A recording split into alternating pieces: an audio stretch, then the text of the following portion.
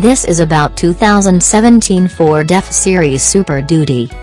The Ford GT's Golden Anniversary Class win at the 24 Hours of Le Mans endurance race may be Dearborn's highlight in 2016, but an arguably bigger effort has been brewing as Ford prepares to release the 2017 F-Series Super Duty later this year. Heavy-duty trucks are big business, like supercars, and trade on equally big numbers.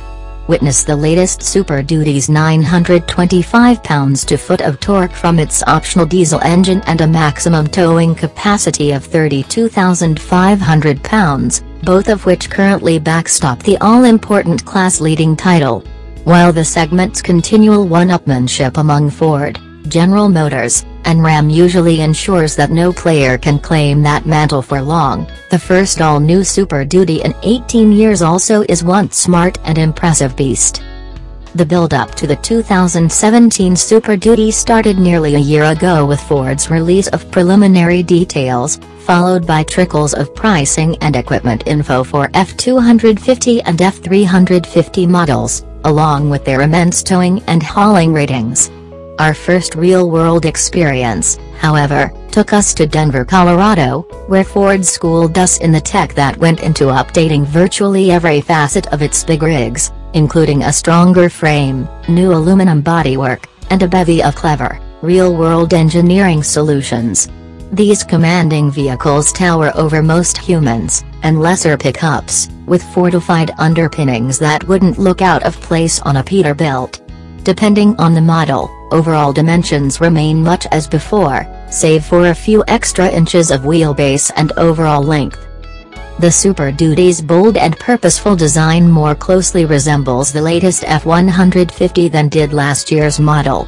For the first time, the big trucks offer regular, extended, and full crew cabs comparable to their light-duty brethren, which translates to about 4.0, 6.0, and 3.0 inches of additional length, respectively, versus the already cavernous cabs of the outgoing trucks.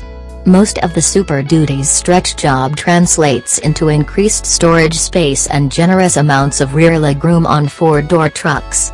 The biggest adjustment for traditionalists may be the fender badges, which now render model designations vertically instead of horizontally.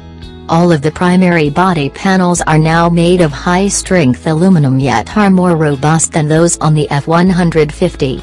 Although the switch to aluminum from steel reduces mass by as much as 350 pounds, some of the weight saved has been offset by a stiffer frame, stronger axles and suspension components, added features, and bigger fuel tanks, now as large as 48 gallons on some versions.